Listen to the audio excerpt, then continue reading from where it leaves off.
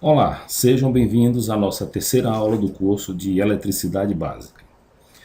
Nós vimos na aula anterior que a corrente elétrica é o movimento ordenado e constante de elétrons em um material condutor, mas que para manter esse movimento ordenado e constante é necessária a utilização de uma força ou pressão nos terminais do condutor. Naquela ocasião, nós ilustramos isso mostrando duas placas, uma com carga negativa e outra placa com carga positiva. A partir daí, passa a existir uma diferença de potencial nas extremidades do fio, e essa diferença de potencial força o deslocamento dos elétrons para o terminal positivo. Por isso, é correto afirmar que a corrente elétrica se desloca sempre do polo negativo para o polo positivo. Essa pressão que foi aplicada é o que nós chamamos de tensão elétrica ou diferença de potencial.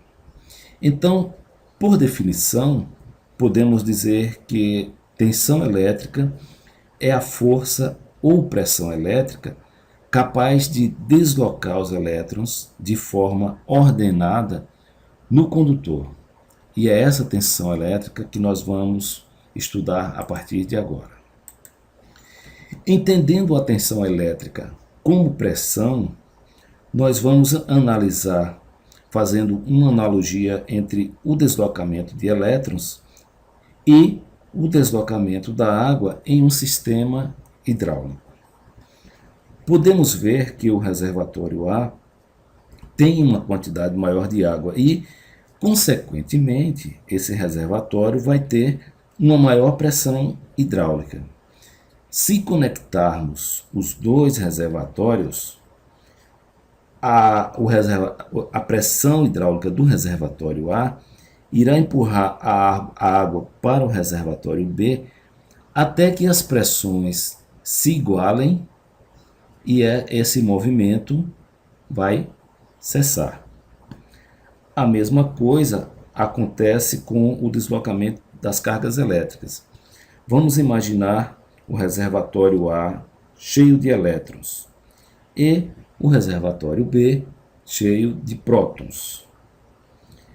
Esses elétrons iriam se deslocar pelo condutor até a placa com prótons, até que essas cargas se equilibrassem.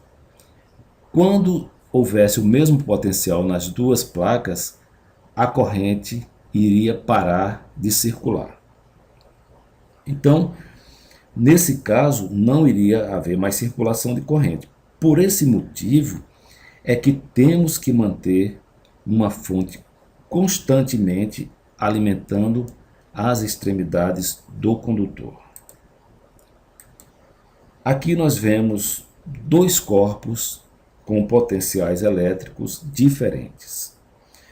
Se aplicarmos uma tensão elétrica, nesse caso aqui foi aplicado pela bateria, a tendência é que haja o deslocamento de elétrons para o polo de menor potencial na tentativa de manter o equilíbrio elétrico. Então, enquanto houver carga nessa bateria, essa diferença de potencial será mantida e, consequentemente, vai haver fluxo de corrente elétrica nesse condutor. Vimos anteriormente que a unidade de medida da corrente elétrica é o ampere, que é representado pela letra A. Agora, nós iremos conhecer uma nova unidade de medida, que é o volt, representado pela letra V.